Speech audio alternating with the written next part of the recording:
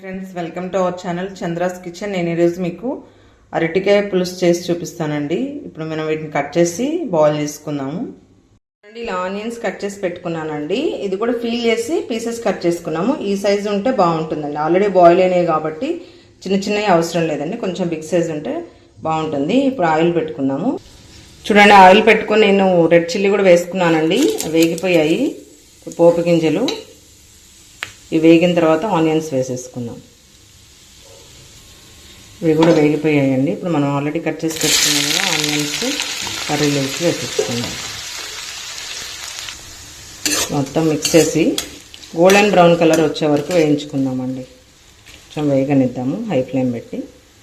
చూడండి, కొంచెం వేగాయండి. ఇప్పుడు దీనిలో మనము పసుపు, మెంతి పౌడరు, జీరా పౌడరు యాడ్ చేసుకుందాం. ఇప్పుడు మనము చిటికెడు పసుపు, మెంతి పౌడరు, టీ స్పూన్ జీరా పౌడర్ వేస్తున్నాం. ఇది కూడా మిక్స్ చేసి ఒక 2 minutes ఫ్రై అవ్వనిద్దాం. కంప్లీట్గా ఫ్రై అయిన తర్వాత అప్పుడు మనం యాడ్ చేసుకుందామండి బనానా పీసెస్.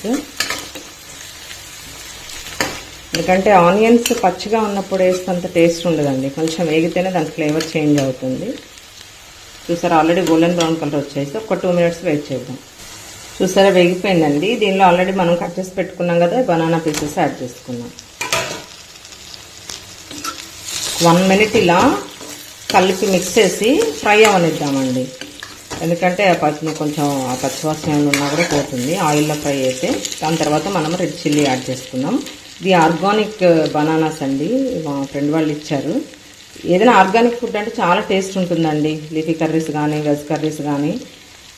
మా మరిది వాళ్ళు కూడా అంటే ఇంట్లో ప్లేస్ ఉండటం వల్ల వాళ్ళు కూడా వేసుకుంటారు, వెజిటేబుల్స్ తీసుకుంటారు. బాటిల్ గార్డ్ కానీ, లేడీస్ ఫింగర్ కానీ, స్నేక్ గార్డ్ కానీ, అలా ఏదైనా డిఫరెన్స్ అయితే ఖచ్చితంగా కనిపిస్తుంది మనకు ఆర్గానిక్కి న్యాచురల్ మామూలుగా నార్మల్గా ఉండే వాటికి. అంటే పెస్టిసైడ్స్ ఎక్కువ వాడటం వల్ల దానిలో టేస్ట్ తగ్గిపోతుంది. అంటే మనం చూడడానికి బాగా కలర్ఫుల్గా అనిపిస్తున్నాయి కానీ టేస్ట్ అయితే అంత బాగుండట్లేదు, త్వరగా పాడైపోతున్నాయి.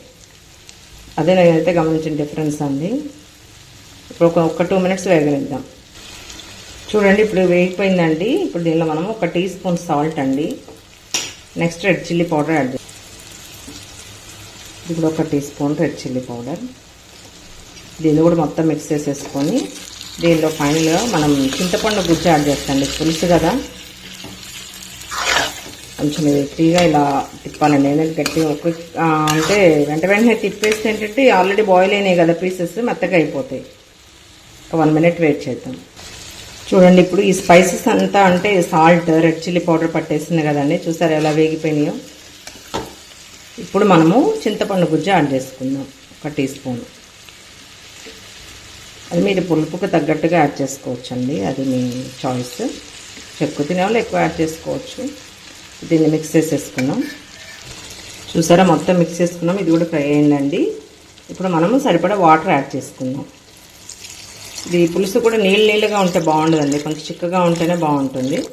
కాబట్టి తగినట్టుగా వేసుకోండి వాటర్. చూడండి ఫ్రెండ్స్, బాయిల్ అవుతుంది కదా. ఇప్పుడు మనం ఇలా ఒక చిన్న బెల్లం ముక్క వేసుకుంటే టేస్ట్ చాలా బాగుంటుందండి. ఎక్కువ స్వీట్నెస్ రాదు, అంటే స్వీట్ ఇష్టపడిన వాళ్ళకి కూడా మీకు అది తెలియదండి, టేస్ట్ డిఫరెంట్గా ఉంటుంది. అంతేగాని స్వీట్నెస్ అయితే రాదు, అంత చిన్నదే కదా. సో మీరు కూడా ట్రై చేయండి. ఇప్పుడు ఇది మన దగ్గరికి అయ్యే వరకు వెయిట్ చేద్దామండి. పులుసు చిక్కబడాలి.